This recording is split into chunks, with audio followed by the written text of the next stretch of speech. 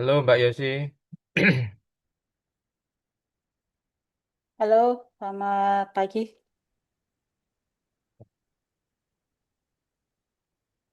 Halo Ibu Nazira Hussein.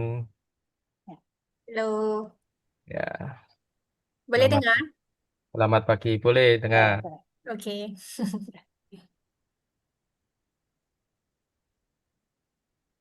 Bagaimana kabar? oke, Alhamdulillah. Kamu di Indonesia sehat? Alhamdulillah sehat. Ya, Tidak terkesan dengan itu confrontation, ya. Tidak ada, demonstration. enggak. Oke, Viral di Malaysia, Indonesia ya. ya? Indonesia viral di Indonesia di Malaysia Apa? terkait converse itu DPR. Sorry, konfrontasi pula. Demonstration. Sorry.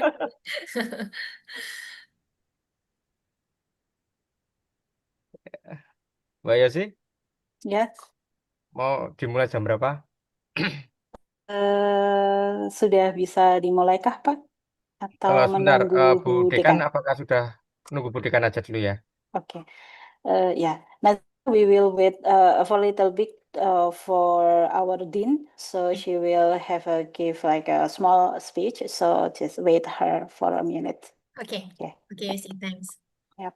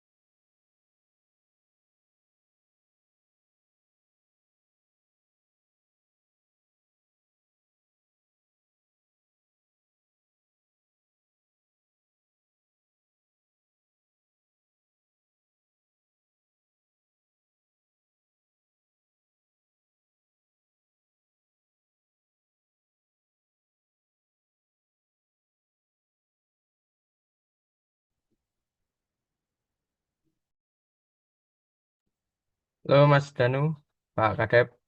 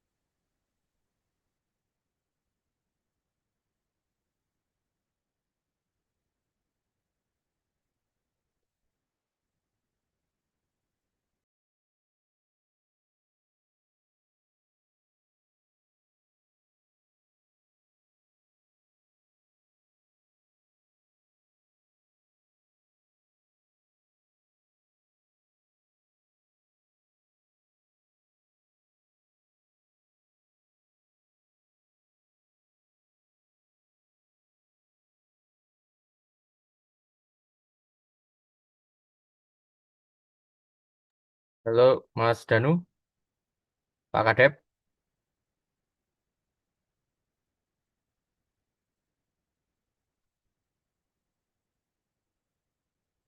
Mas Danu.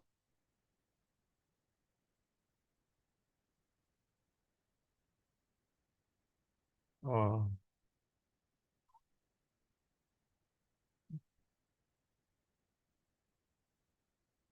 Halo Mas Danu.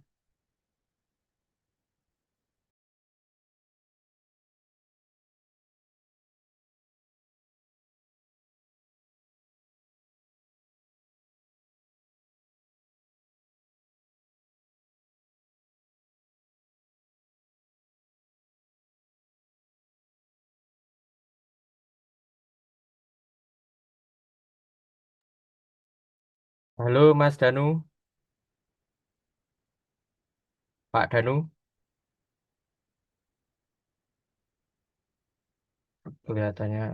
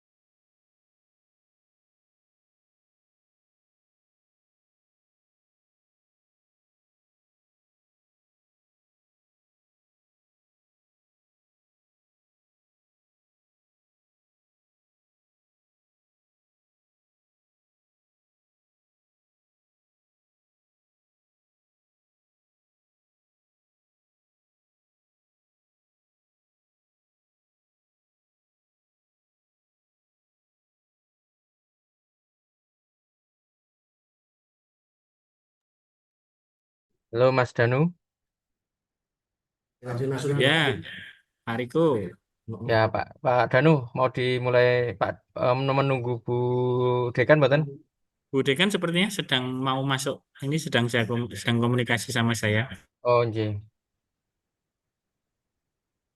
Jadi nanti dibuka Pak Riko, kemudian Bu Dekan memberikan sambutan sekaligus membuka acara, terus nanti selanjutnya ke Bu Yosi.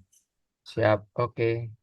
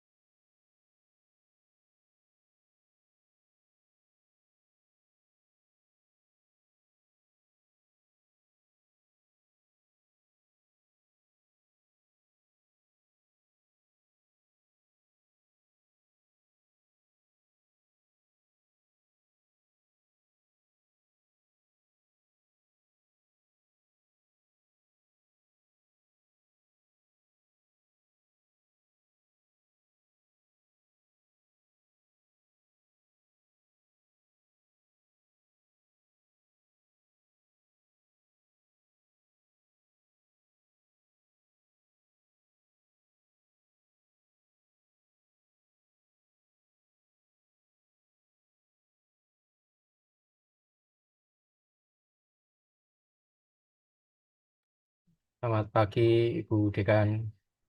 Selamat pagi Pak Riko, Iya. dong Pak Kadep, Sekdep. Hmm.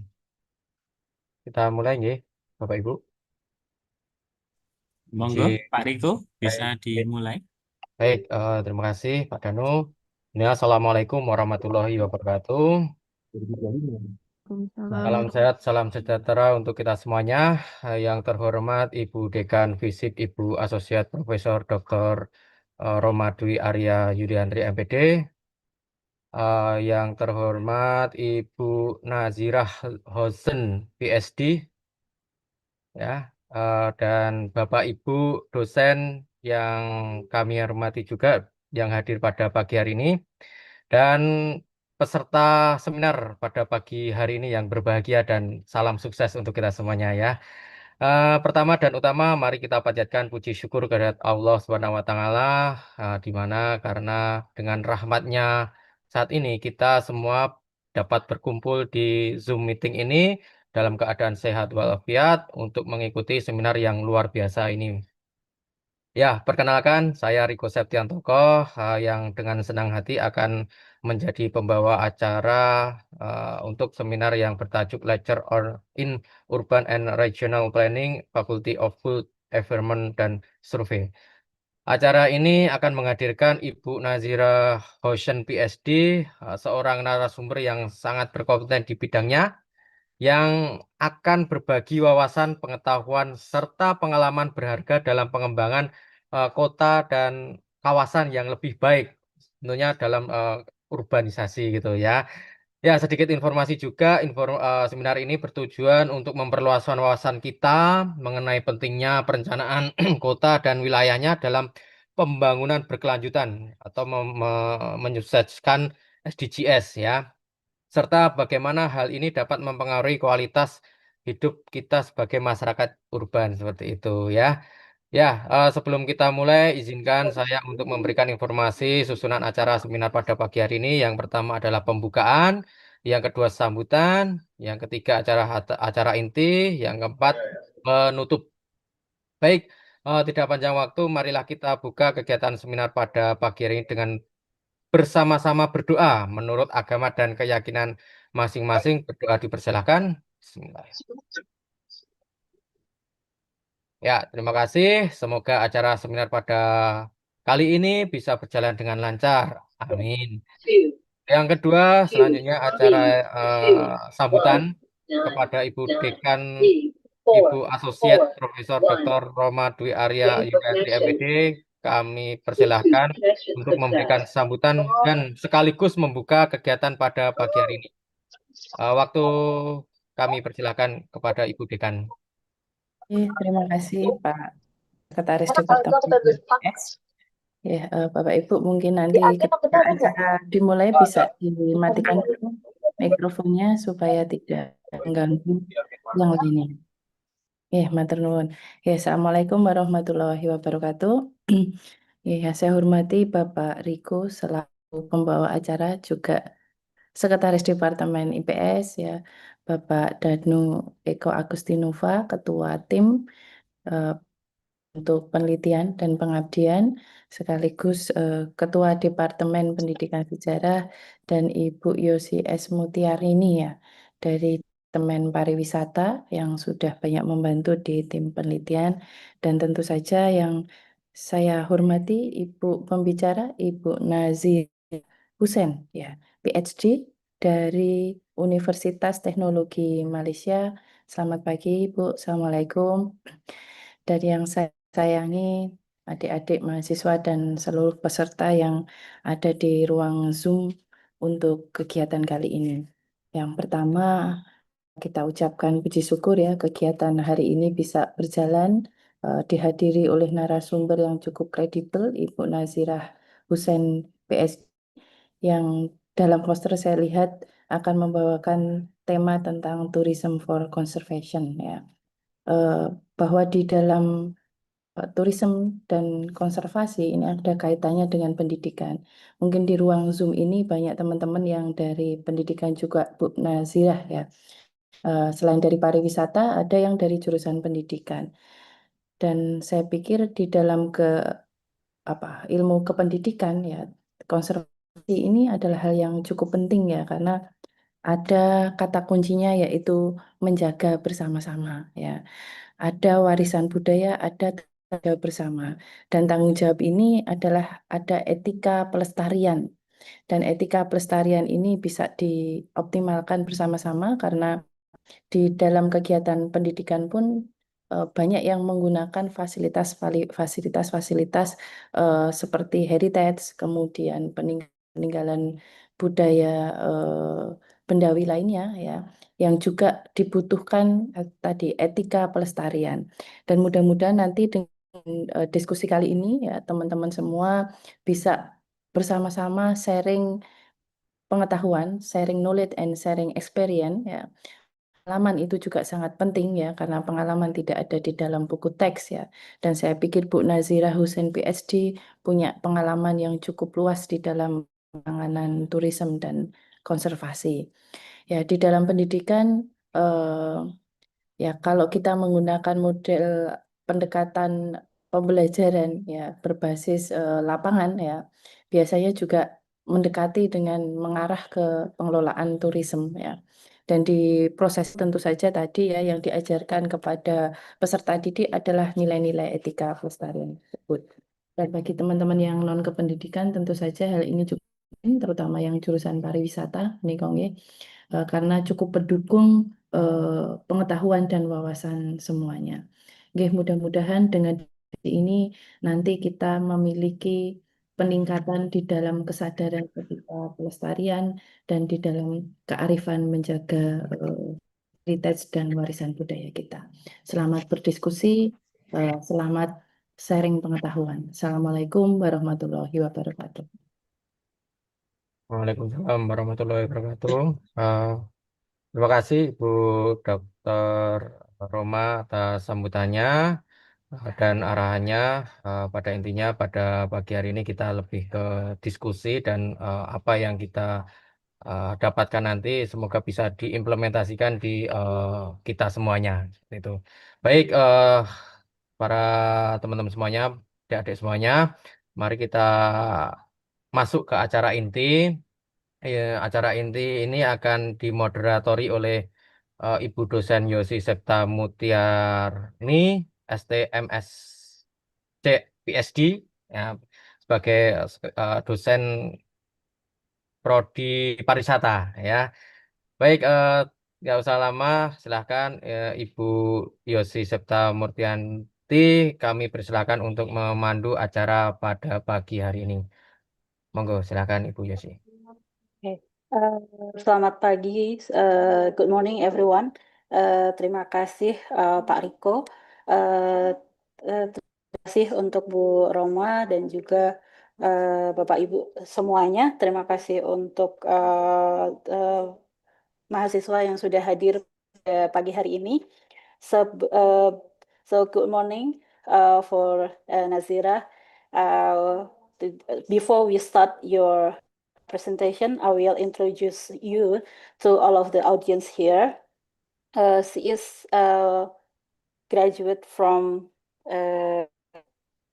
PhD in Regional Environment System with have a research area in urban and regional planning and special the tourism planning in protected area, also natural and cultural resources planning with all of the traditional ecology knowledge. So basically, she is an expert on the planning plus with the conservation area, and she is currently work in as a lecturer in faculty of in the University of Technology Malaysia, and she is having a lot of field experience, basically with all of her expertise. For example, she has research in also book chapter in green recovery and regenerative tourism. So this is like how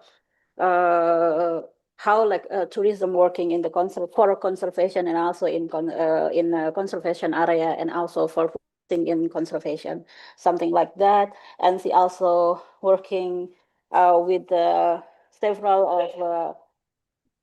of South Asian in IUCN. IUCN is like an organization on conservation nature, and several of her project research basically also on ecotourism, conservation, land use suitability, and so on. So if all of you have any interest, we will can discuss later about this.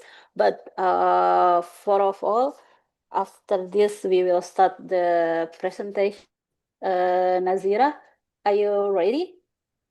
Okay. If you are ready, now we can start the presentation. Time is yours. Thank you, Yossi, and thank you, everyone. So I will share the presentation slides.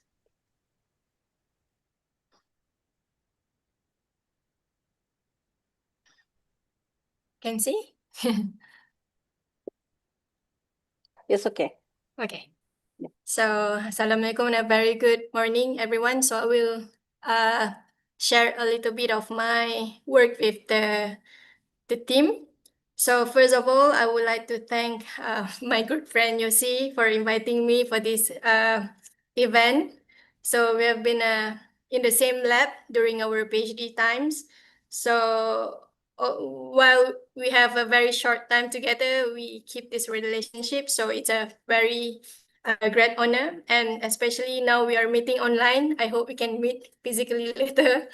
Okay. So without further ado, my name is Nazira Hussein. You can call me Nazira. So as Yossi mentioned, my background is in urban and regional planning, and I completed my master's in tourism planning, and also pursue my PhD in regional environmental system, focusing also on traditional ecological knowledge and also indigenous people. And I also teach tourism planning and urban planning in University Technology Malaysia. Okay, so let us start with the topic today that I will talk is tourism for conservation, and I'll share the success story of a small village called Misowala Homestay in building a resilient rural tourism. So it will show you how tourism works with the conservation and also with the local community. Okay, so why tourism and conservation matter? So basically, tourism is one of the largest industries in the world. So it is a powerful force that generates jobs, incomes, awareness, and it also creates risk, especially in terms of overuse, mass tourism, biodiversity loss, and also increase of waste, pollution. So this is why conservation matters in the context of tourism, because conservation often finds itself in the middle. On one side, it's drive the tourism growth, and on the other side, there's urgent need to protect the ecosystem. So the challenge we face now is how are we going to balance these two? So can we allow tourism to grow while making sure that nature, culture, and also the community are not sacrificed in the process?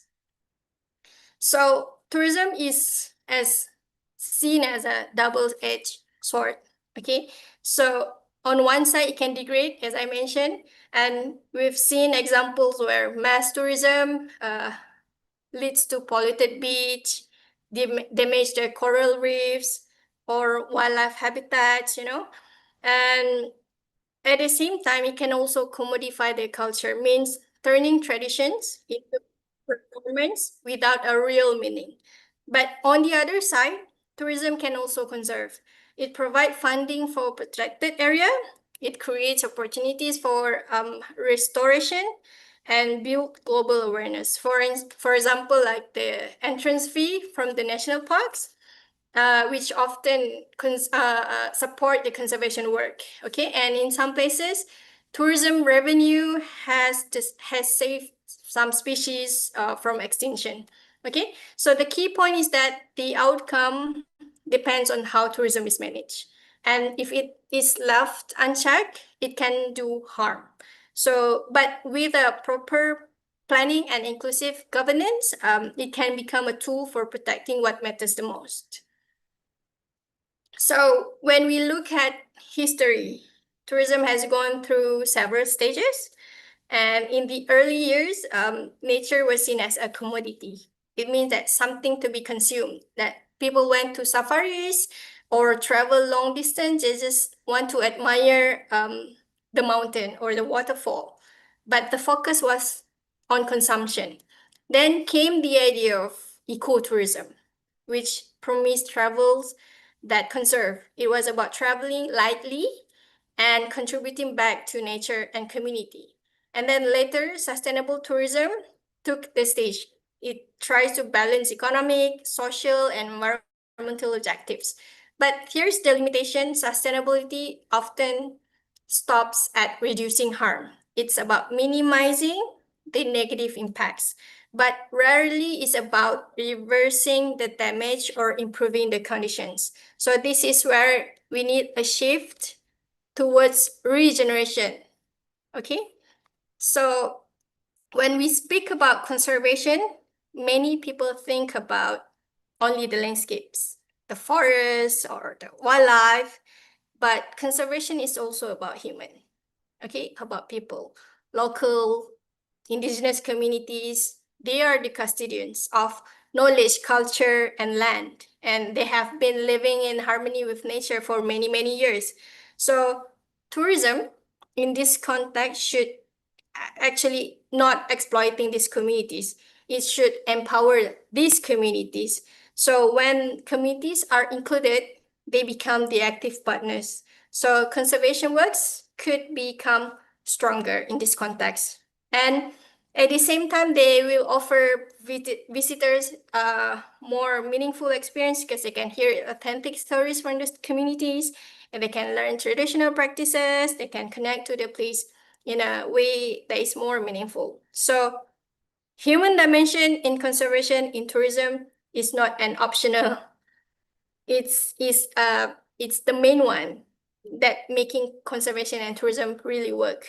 Okay, so what we can see is that from sustainability to regeneration means that sustainability means do less harm, and regeneration, it's making a place better.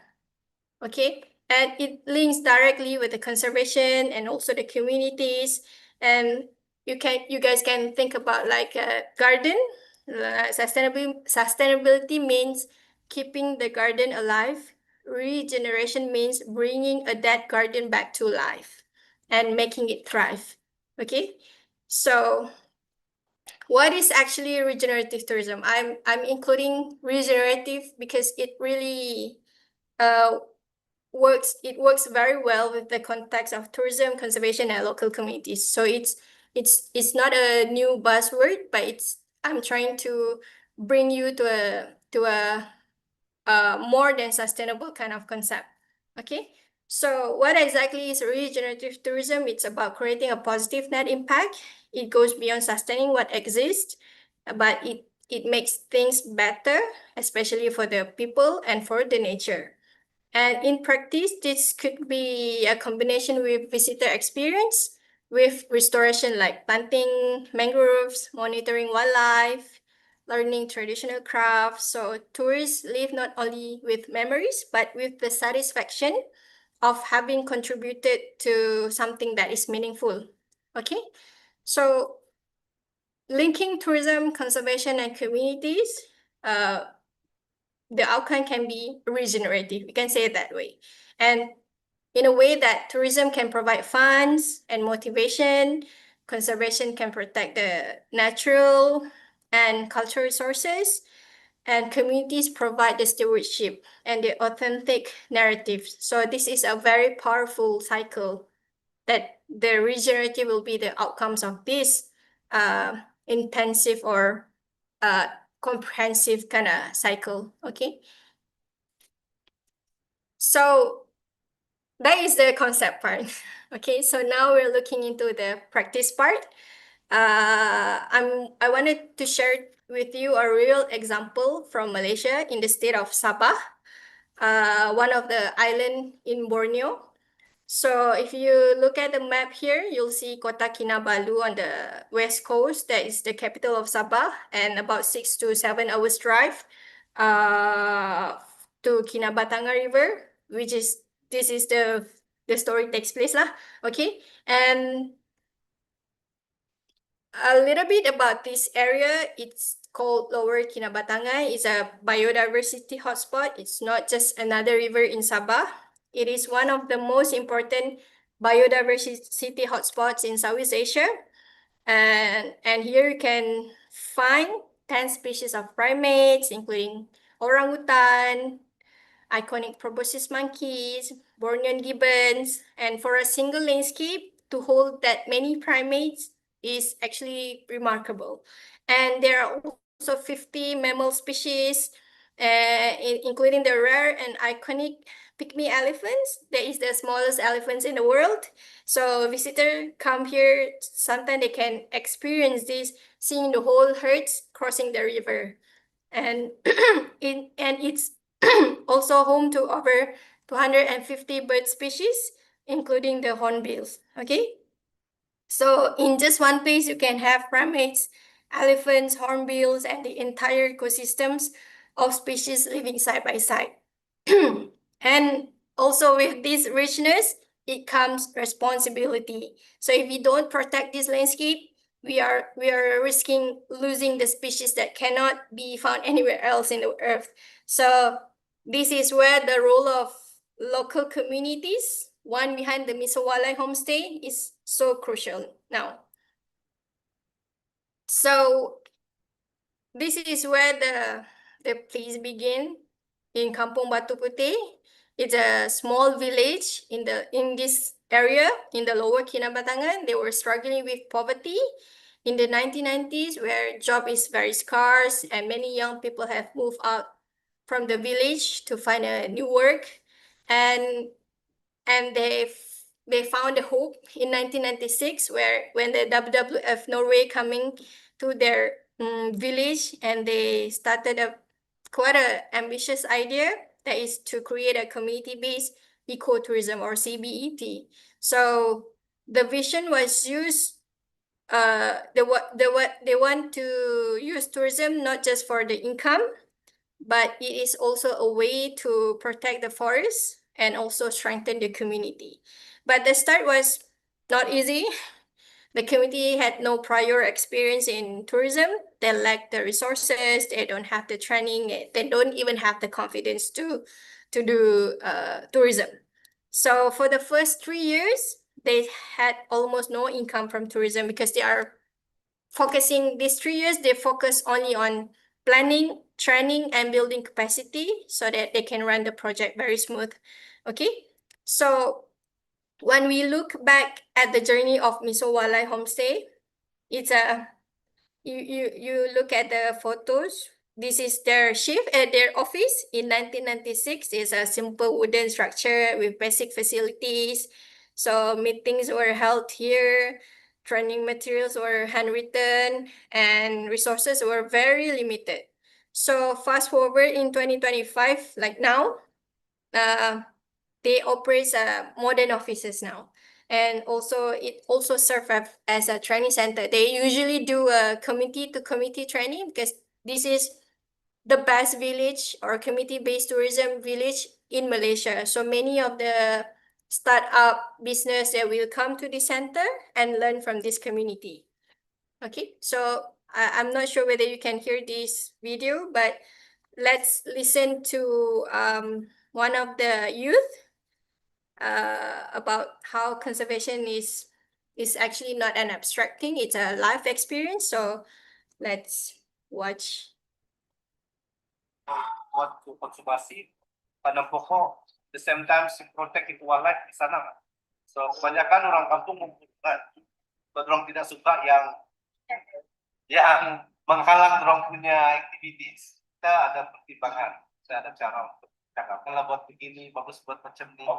So this takes so long, tapi it's changing. Sekarang dia tidak sedikit memburu, tidak mau buat yang biar lagi support lah. Yep. So for the community, every tree that they planted is a step forward for them to make a better future. So it's a chance for them to heal the forest, to bring back wildlife, and build pride with what they are doing. Okay. This was the interview with the youth. I think it's in 2024 or 2023. What? So this graph is also telling you a story and how actually tourism grew in Kampung Batu Putih through Misowale Homestay program. So you can see that in early 2000, numbers were very small, just a few hundred visitors. But after 2026, the growth accelerated. So by around 2010, the tourist arrivals and night stay in the community reached a very strong peak, as you can see here. So, but notice the dip around 2013. This is because of the terrorist attack in the southern Sabah in Lahad Datu. There was an international ban to this region, and for about 4 months, all visitor arrivals were cancelled. So this is actually a huge shock for the community. This was the first time after having after having many tourists coming in. So this was the first shock they have. So, but they managed to bounce back, and from 2014 onwards, they slowly recovered. And in 2018 and 19, you can see the numbers were even higher than before, shows that they're kind of resilient and adaptable. So this is the income of Copel, especially before COVID. You can see the blue area shows the tourism-related revenue, like homestay, guiding, river cruise, and other tourism services lah. And the green area represents the additional revenue, which comes from conservation and restoration projects. And the red line is the combined revenue. Okay, so but then in 2013, as we saw in the previous slide, there's a deep point to deep the terrorist attack. So actually, with these challenges, copper revenue pick up again by 2019. So then came the COVID-19. This is where everybody suffers. So like many other rural tourism communities, Copel was hit hard. For 2 years, they hardly get any income from tourism. So many, and since their visitors are guests from international, the borders are closed, and even many communities around the world, this is like the end of their tourism story. But this is the opportunity for the homestay. They try to build back, and this is where we can see how they are doing this, using conservation as one of the tools to bounce back better. So what we can learn is that how they survived the pandemic, how they survived the shock is they have the leader that responded with agility. Agility means they are not they know how to act very fast in an uncertainty. So they didn't wait for help to come. They actively reach out to donors, they write proposals, and they secured new grants under the Green Recovery initiative. So this quick action actually brought in funding and time when the community really needed it. So agility means it's not about just reacting, but it's about adaptability, having the courage to shift focus and the wisdom to seize the opportunities, even in the middle of the crisis. Okay, so this is the kind of leadership that they have, responsive, creative, and forward-looking, which allow Misowale to bounce back better. And then, what makes Misowale truly different from other community-based tourism projects, especially in Malaysia, is because their unique selling proposition is the conservation program itself. Okay, so for me, the attraction is not just staying in homestay, or seeing wildlife, it's their opportunity to be directly involved in protecting the environment. So Koppel built its reputation around these unique conservation activities. And over the years, they have developed quite a diverse portfolio. So they started with the forest restoration project, and then came the lake restoration project, Orangutan Bridge, cave restoration program, and whatnot.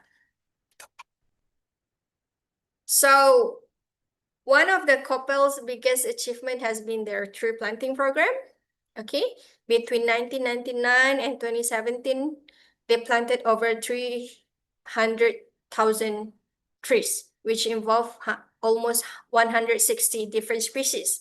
So it's, if you extend it up to 2021, almost 400,000 trees were planted. So if you look at where this support came from international NGOs, local NGOs, international school, government agencies. So each of these partner really played a role. And in fact, this wasn't just about the numbers, but every tree planted there's a very meaningful reason behind it: restoring wildlife habitat, reconnecting fragmented forests, providing shades, resources for the next generation. So because of these, if you look at the yellow section, it represents the tourism revenue. And the blue is actually non-tourism revenue, mostly comes from the conservation related projects, such as forest restoration and the one that I mentioned previously. So before COVID-19, tourism was always a backbone of the income. But when the pandemic hit in 2020, you can see the yellow section almost disappear, because and tourism revenue dropped to nearly zero. So Koppel was what saved Koppel was the blue section.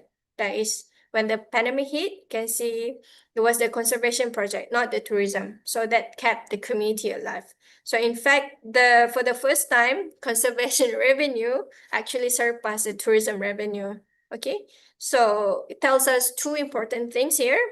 One is community-based tourism should not rely only on tourism. Diversification is very critical. And second, conservation can be more than just a moral responsibility. It can be an economic lifeline. So you should work with nature in order for you to strive. So, and then also the head start in community forest restoration. So by making this as a central to their model, they were able to attract international volunteerism companies. They were not the ordinary tourists, but visitors come to plant trees, restore habitats, and take part in hands-on conservation kind of thing. So it wasn't just about homestays. It was about the experience that make it so different from the other community-based tourism.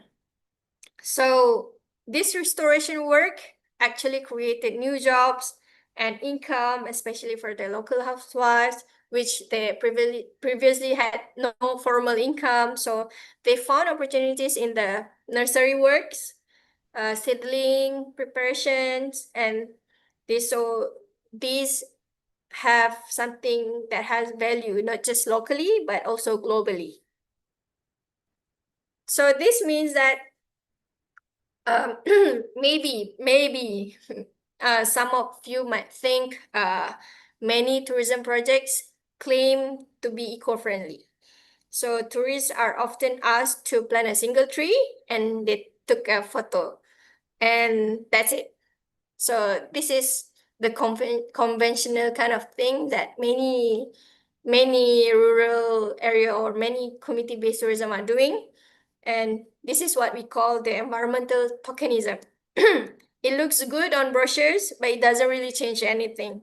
So what makes Koppel different is that they go far beyond the tokenism. What they do is restoration. It's a systematic, long-term, and backed by science. It's not about just tree planting just for photo opportunity. So it's more than that. And as I mentioned, they have a very systematic reforestation program. And it's not just about planting a few trees here and there, but they have very planned and structured way of doing things. If you look at the photos, you can see the community and the volunteers work together. So seedlings are planted in a carefully measured row to maximize the survival rates.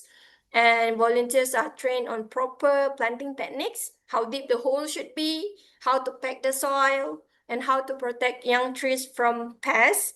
So the process does not end once the tree is planted. COPEL is also monitoring the survival rates. They replace the dead seedlings and they maintain the site for many, many, many years. So this long-term care is what makes their forest restoration very, very, very effective. So they also co-manage of the forest reserve. This is the forest just beside their village. It's a Sabah Forestry did not manage this alone, but they have the help from the local community. That is COPEL, or the Misowala Homestay is the co-manager of this forest. And now they managed to get green listed. IUCN green listed means that this forest is effectively managed, especially by the local community. So you can see that co-management means COPEL is directly involved in planning, monitoring, and restoration inside the forest reserve. And also they have the partnership with voluntourism companies, and they have like specialist tour operators who focus on voluntourism. There are companies that bring travelers not only to see, but to also do. So to plant trees, to restore habitats, and also to contribute to conservation. So some of their partners are Rally International, Jiva Intrepid Travel, and Sticky Rice, which comes from around the world, that they provide this manpower and income for the community. So the partnership is not only about the funding, they also provide long-term collaboration to this community. And then another important thing is that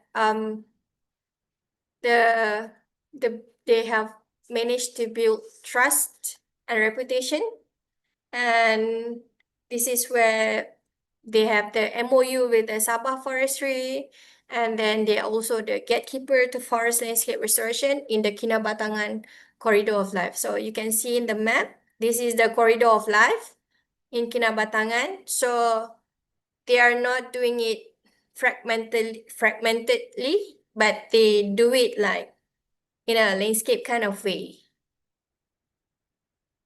And then they also have these citizen science. Yeah, okay. So citizen science means it involves the ordinary people like students, volunteers, or even community members like in scientific monitoring. So in COPEL, this is actually a game changer for them. And they have provided on-site training in water monitoring and internship in Japan to do the water quality monitoring. And this is a kind of hands-on work that is crucial to build knowledge and also ownership. So most importantly is that the children of Misowalay, they've gone to tertiary education, that is to university, like to specialize in resource and environmental management, so that they will come back and serve for the community. So it doesn't stop with the parents, but it's continue with the youth, with the local youth. So they will come back and contribute back to the village. And during the early years, Misowalay, the reason why people get involved with these activities was actually extrinsic, which means it is for the income. But along the way, especially after the post-pandemic, it becomes the intrinsic motivation for the locals, like to restore their habitats, they love the forest more, and it's just for the love of nature because they have been doing this for many, many years. So now they've seen it as something that is part of them. So that is the importance of having local committee to be involved, or I can say we should have a bottom-up kind of approach instead of a top-down. You will include a more inclusive kind of work where when the committee have the voice, when the committee can plan, and when the committee can do what they can for the area. And let's listen to another video. This is quite an old lady. She's been involved in the forest restoration.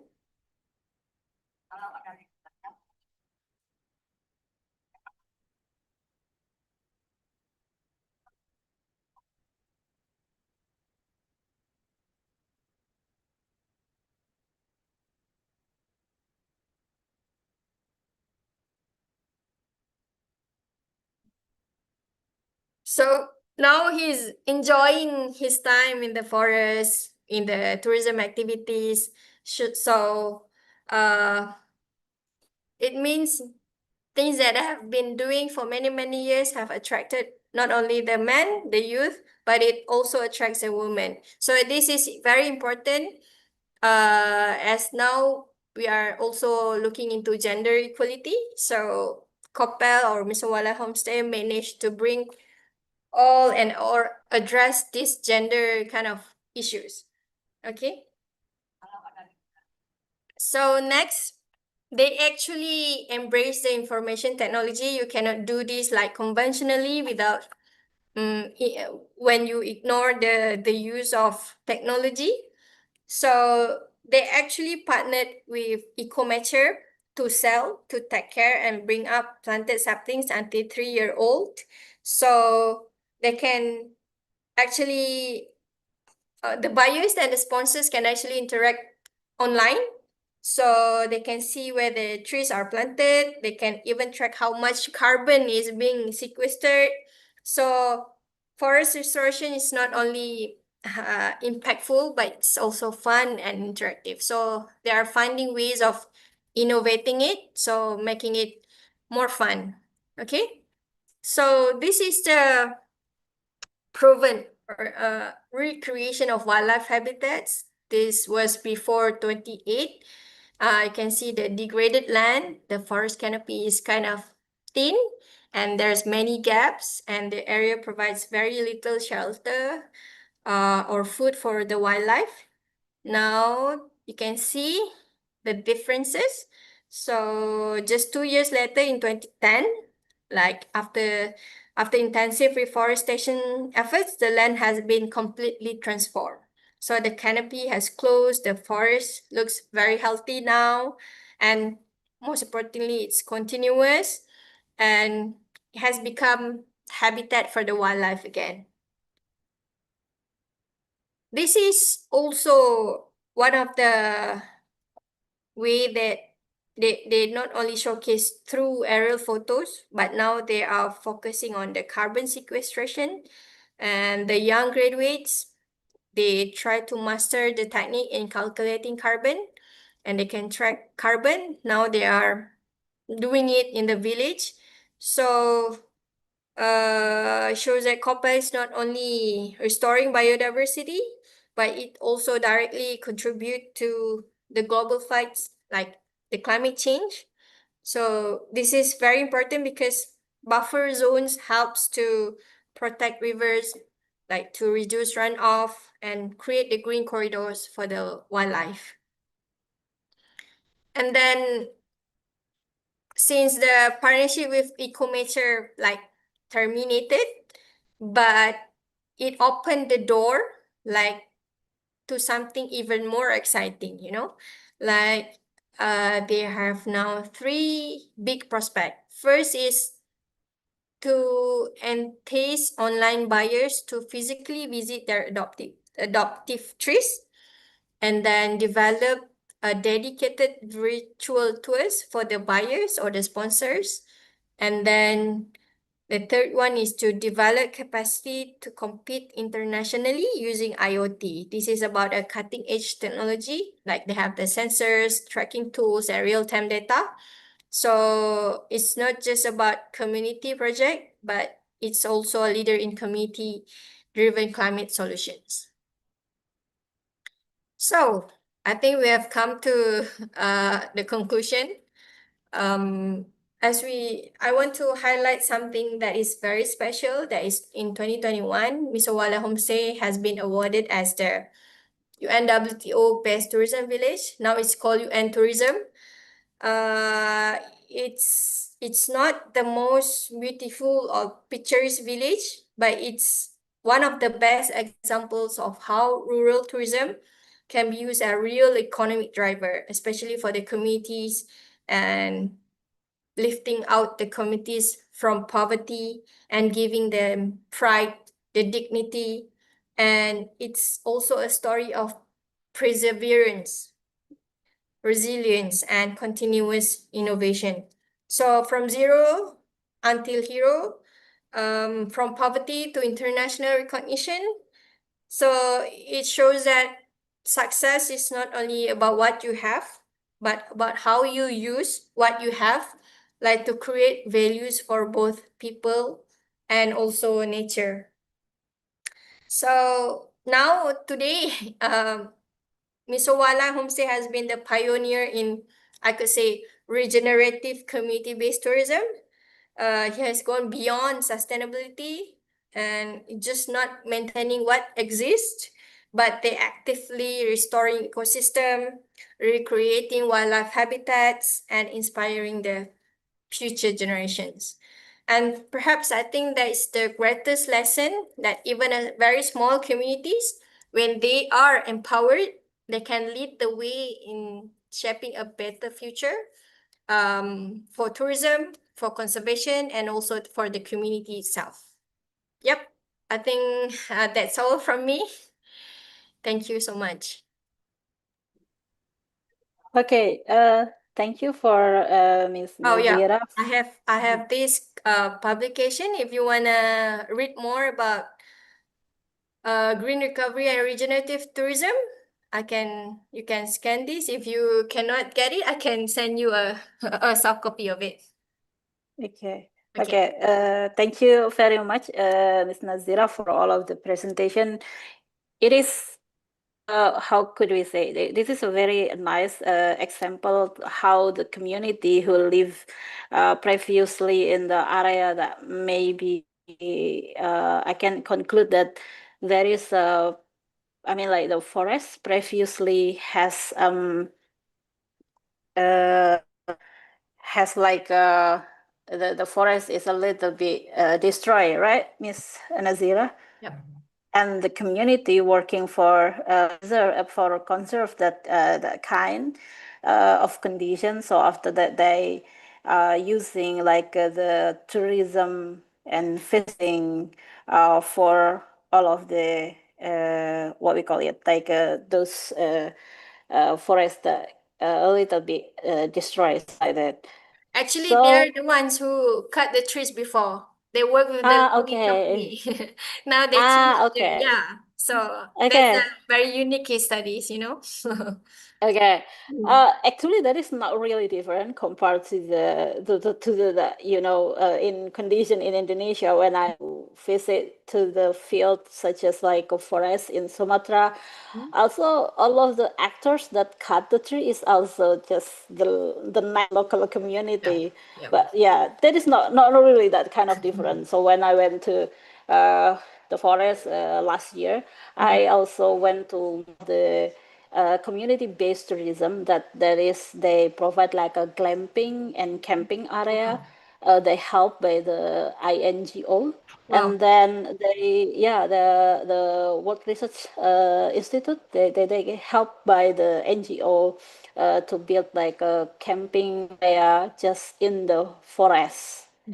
Similar, it is in Sumatra, in West Sumatra, just next to Mentawai Island something. So it is not really different anyway. So we will start with the question. If you are having a question, you can write and also raise the hand. Maybe anyone want to having a question about this presentation? If there is anyone that raising the hand. If no, just waiting for all of the students who will and our participant who will have a question. I have a question for Miss Nazira because I wonder. Previously, I went to Sumatra. That I talked to you all previously to visit one of similar to Mesowalai, but this is like a community who manage one of the area camping area in Sumatra just next to Padang, but they have a problem. They said to us that they have very difficulties to find visitors that they want to go there because when this village actually not really far from the capital of Sumatra Barat, the West Sumatra, Padang. So you just go the location also just next to one of the university of one of the biggest university in Padang. So it is not really that far away, but they have a problem how to attract people and tourists to visit those places. They talk to us. The problem is how we could attract the people. That is the first. And the second thing is that this community getting help from another stakeholder, or external stakeholder to write their donor to write a proposal to the donor, and how the connect of this connect the between the community and also the donors. So how we could, the process of that. From 1996 to now is already so far away, right? Like the work is there already so far away, but how it is like connecting between the local community, the donor, and also the participant, something like that. That is for our questions. Okay, thank you for that's quite a tough question. So thank you, Osi. So first question is how to attract visitors. So for Wisata Wildlife, that is why they have the partnership with the international tour operator and also the local tour operator, travel agent. So they are not working in isolation. They do not really do it like it's a standalone kind of thing. They work with partners. So now they have many partners, even the locals, international. They will bring all these tourists. So I think that is missing in that village that you visited. They need to actually create this partnership with the travel agent. So these travel agents or tour operator can actually help them to bring in the tourists. So that is the first one. So partnership is very important. Okay. And then regarding your second questions, yes, they actually get help from outsiders. That is even from the start in 1996, it was initiated by the WWF Norway. There's a Mats Saleh, we call it, a Western guy from Norway coming and to help the community, because when you work with WWF, you cannot stand if you see a tree is being cut. So they try to, to educate these local people, but by trying to stop them from cutting. But if you stop them from logging, it means you also cut their income. So it helps. So they're trying to find ways to replace how they can find incomes when they stop the logging. So that is where the ecotourism community-based CBET, community-based ecotourism, comes in through partnership with WWF. He has been with the committee for, I think he just went back to Australia 2 or 3 years ago. And even he also helped with the idea of writing a proposal. And then they have also the, what you called it as a local champion. He trained the local champion there. And that is where he kind of, the hand holding, he can let the committee do it on its own.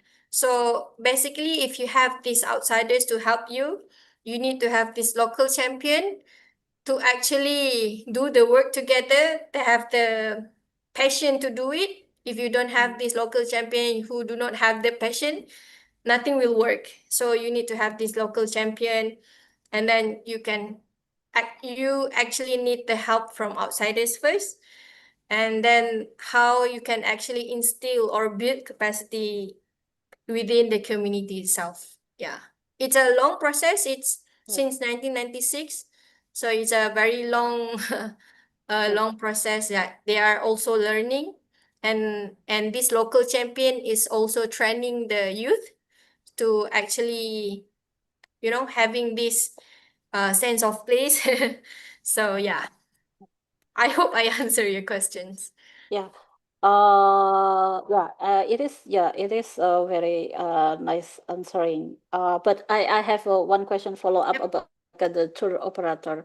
Yeah. Is it possible that there is a tour operator that also working like I understand that Malaysia maybe have the this best practice about the sending like tourists that they want to like volunteering, but this is like a Malaysian tour operator or international tour operator, because to be honest, maybe not really have kind of experience inviting like international tour operators that send the people, tourists, to like doing volunteering with this type of activities. Mhm. Yeah, maybe like one or two people. I mean, like for small scale of for like maybe like individual people that they come to, for example, like come to Jogja, that they do like a volunteering job. Yeah, volunteering.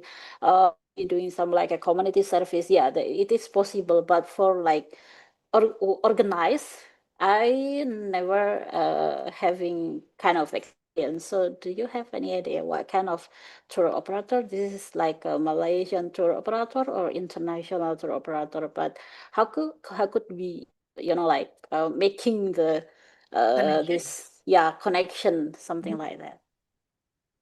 So, well, I think the best way is actually to use the local first. I think, Okay. and then when it is well established, then I think it's good to go for international. Yeah, it's a I see. small step. If the rural area or the village is not yet established, I think it's good for, I think now even the social media, if the village can make a viral video through TikTok, it's also a powerful tool. Instead of having a tour operator, having social media marketing through the TikTok.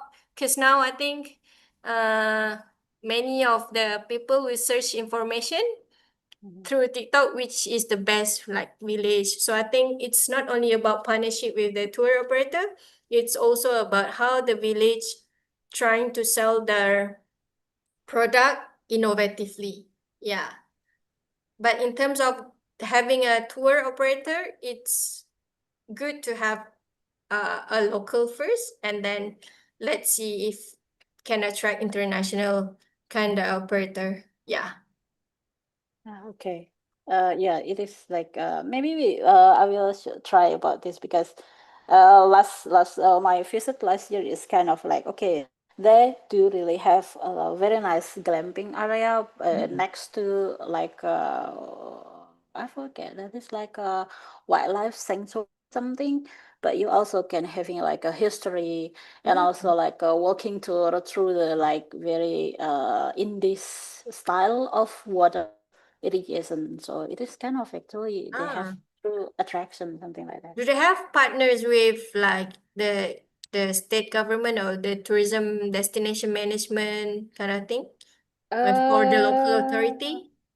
I think so. They have it, but the one the NGO that have the like international NGO anyway, Mhm. but they have office in Indonesia, I see. and they also have something like a project manager, local project manager. Ah, They have just like when we visit, they asking us to how we could actually attract people to coming here, but yeah. they times that they having like event to attract people, something like a walking tour or Yeah. maybe like how could we say like a walking tour plus with the attract like the youth like university student and also the high school student. They making like something like scavenger hunting something but in the Wow. forest. Wow. Scavenger hunting in the forest, but yeah, and also they require the participant to having like a show in the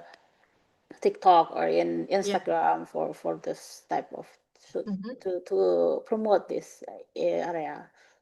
I Yeah, think if you have this is actually a good topic, yeah. and if for the you have a final year students doing a undergraduate final year project, Mhm. they can actually assess whether the village is actually ready to receive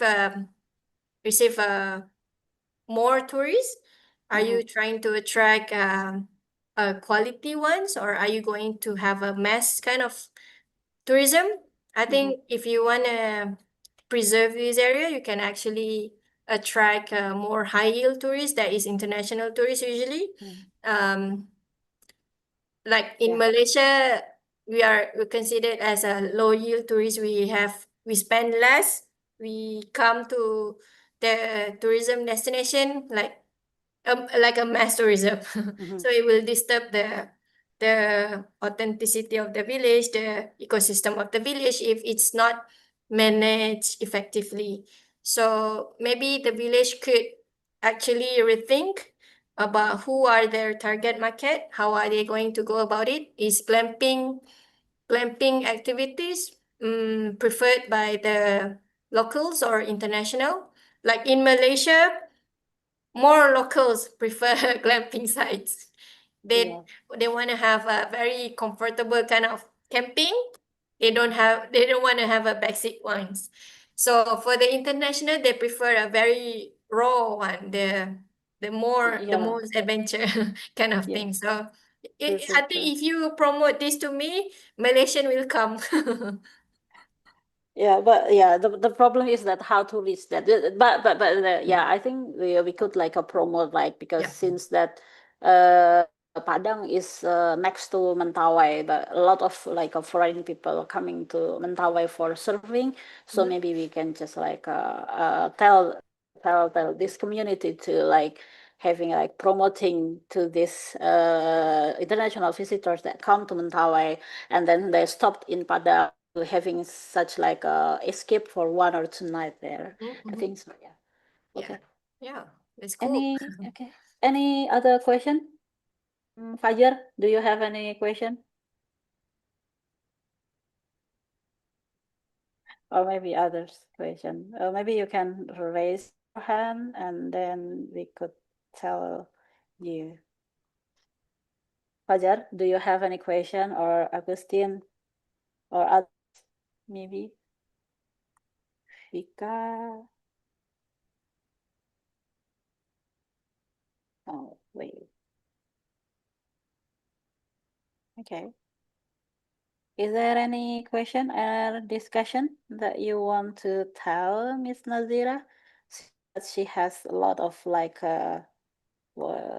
field experiences and also research project and also paper that We have one. yeah. Okay. Agustina, so go ahead. You can unmute yourself and then ask the question. Okay, all right. Thank you for the hints to ask. The huge things or the huge gaps I see from what Mr. Nazira had explained is like the support of the governments for build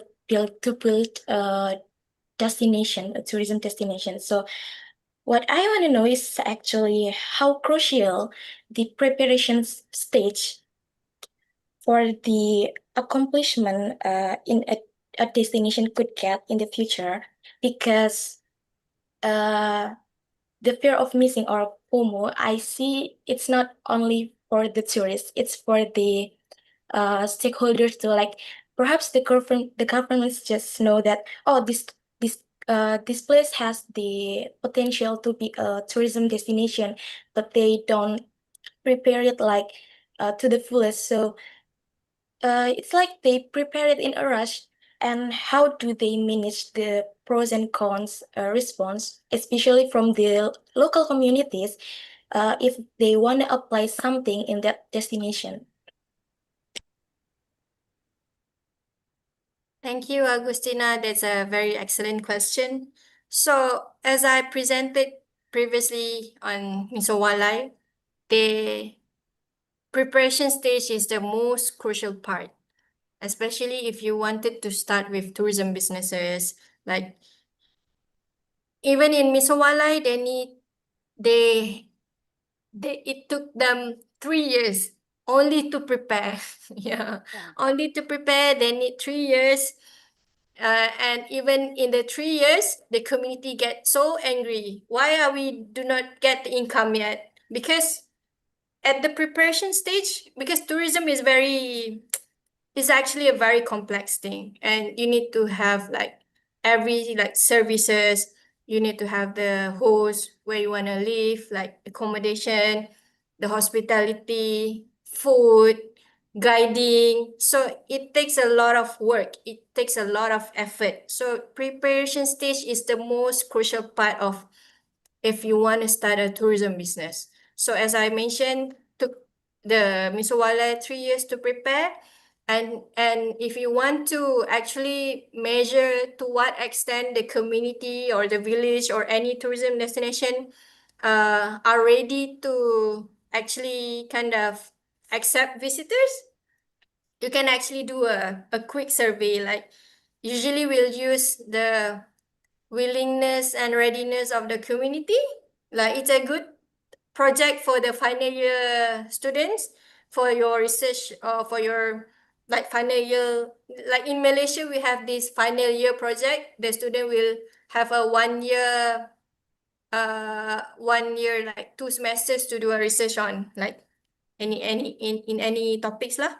But this is a good thing that if you can actually evaluate to what extent the community is willing to do tourism, because you see, government might see the potential, or many or any other stakeholders are seeing the potential in that tourism destination. But to what extent this village or this community are willing to do tourism, and if they are willing, are they ready?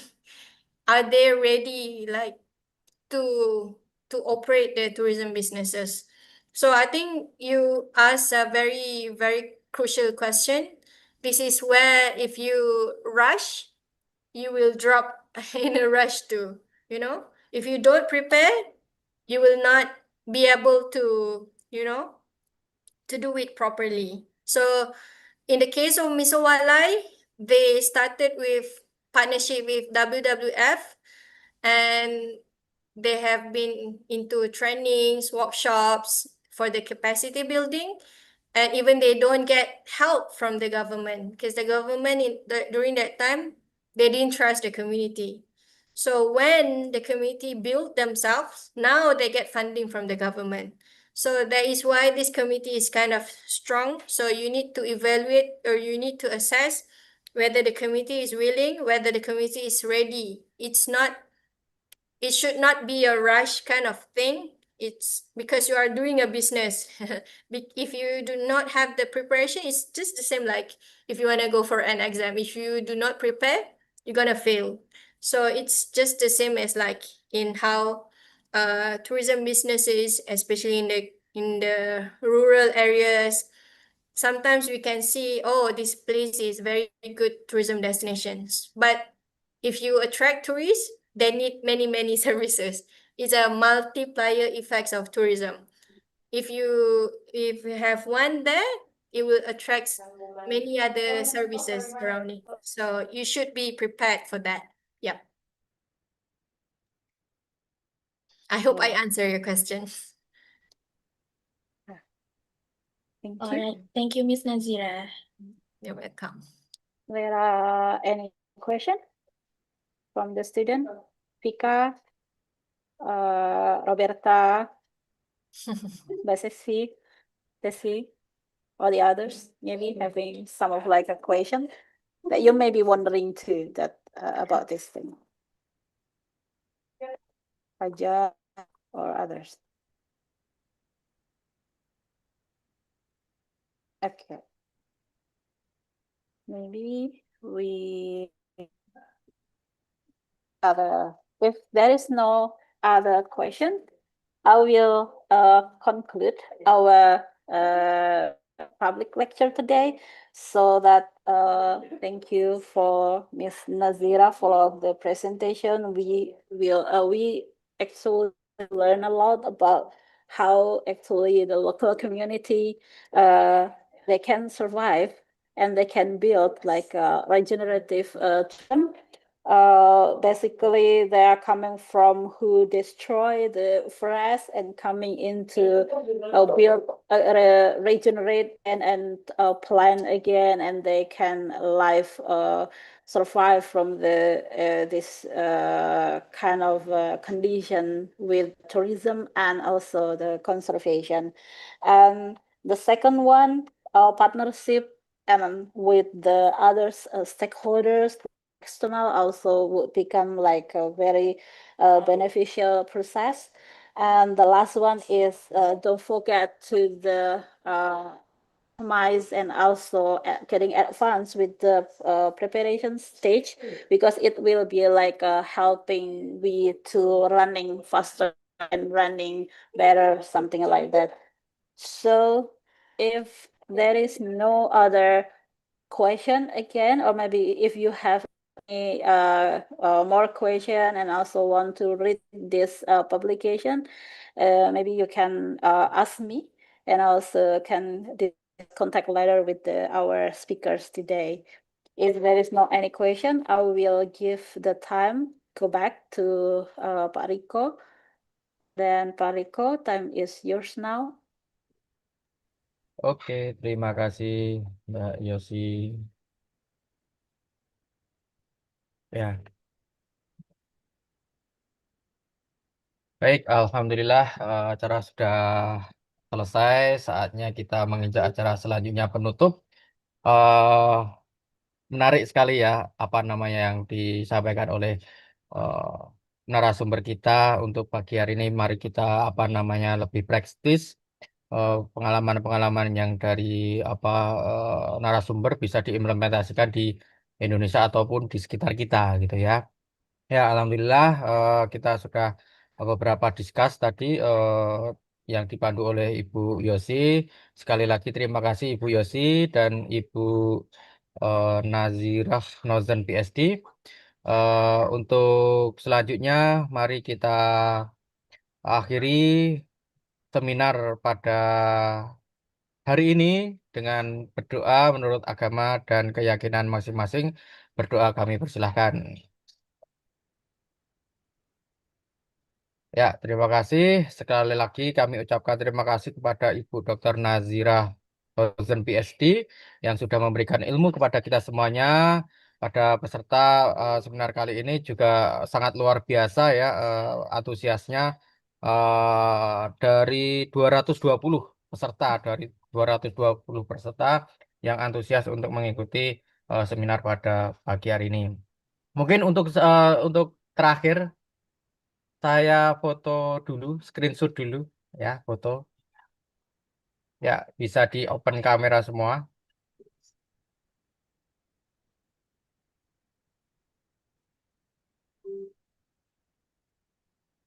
Ya. Is the semester break now? Summer break? No, we have a class already in this month, I think. Ah. Already week 4. Oh, wow. It's Yeah. early. Yeah, We'll Ya, start in October. that's right.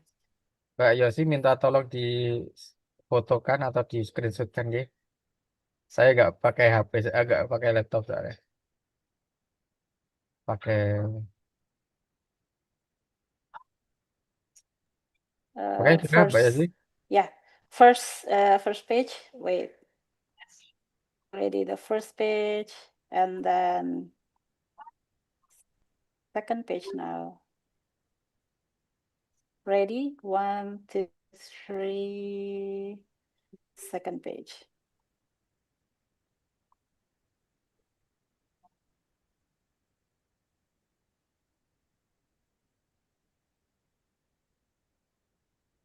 Okay. Second page.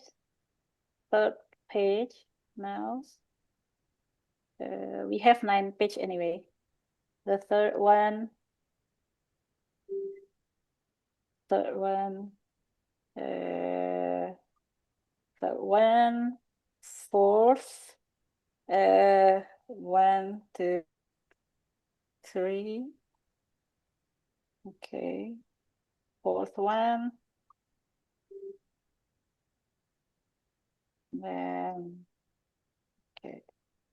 Fourth. Fifth.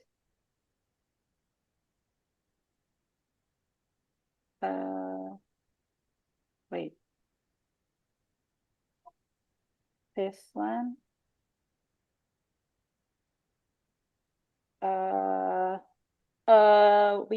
I mean like through fifth,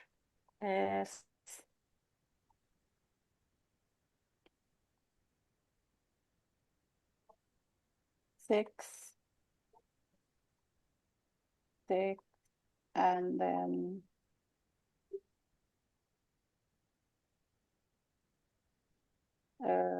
seventh. Oh, 2 more. 7, 8.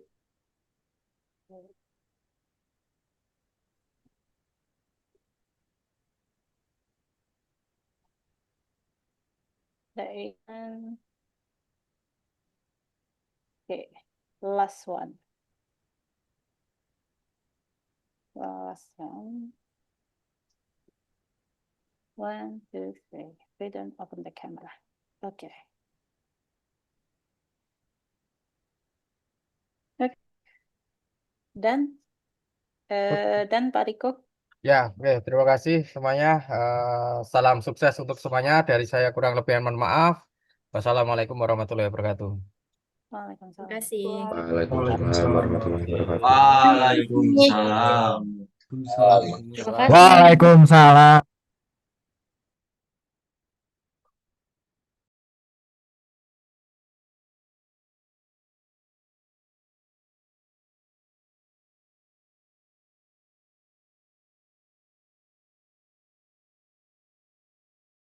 Waalaikumsalam.